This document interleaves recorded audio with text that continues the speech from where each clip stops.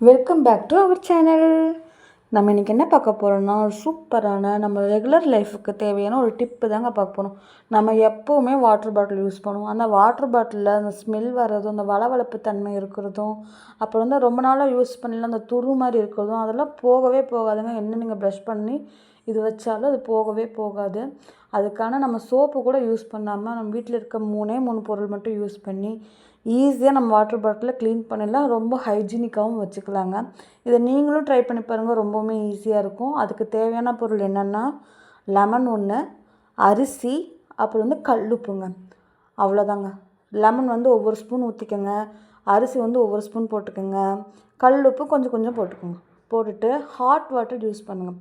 Hot water போட்டு நல்லா ஷேக் பண்ணி அதை வந்து டிஸ்டர்ப் பண்ணாமல் ஒரு 1/2 அன் ஹவர் கழிச்சு பார்த்தீங்கன்னா அது சூப்பராக க்ளீன் ஆகிடுங்க. அப்புறம் இன்னொன்று, அந்த தண்ணியை வந்து கூட நீங்கள் வேஸ்ட் பண்ண வேண்டாம்.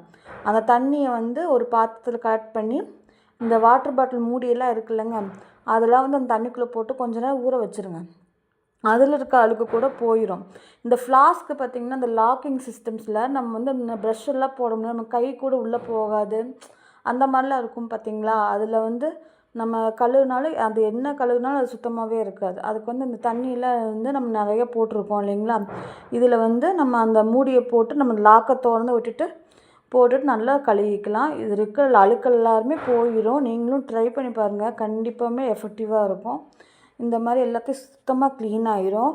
அதில் இப்போ எடுத்துகிட்டு பார்த்திங்கன்னா அதில் அழுக்கே இருக்காது. அந்த அளவுக்குமே நல்லாயிருமே. நீங்கள் இதை கண்டிப்பாக ஃபாலோ பண்ணுங்கள். உங்கள் வாட்டர் பாட்டில் ஹைஜீனிக்காக இருக்கும். இதில் எந்த ஒரு கெமிக்கல் நம்ம யூஸ் பண்ணல. நம்ம தண்ணி குடிக்கும்போது கூட இந்த சோப்பு வாசம் கூட வரும், பார்த்துருக்கீங்களா? அந்த சோப்பு வாசமும் இருக்காது. இது நான் ஒன்றுமே பண்ண போகிறது, இந்த தண்ணி வாஷ் பண்ணிவிட்டு நான் வெறும் ரன்னிங் வாட்டரில் தான் கழுவி எடுத்துக்க போகிறேன். எப்படி வாட்டர் பாட்டில் இருக்குது பாருங்கள். ரொம்பவுமே சூப்பராக க்ளீனாக இருக்குது. இதை நீங்களும் ட்ரை பண்ணி பார்த்து எப்படி இருக்குன்னு சொல்லுங்கள்.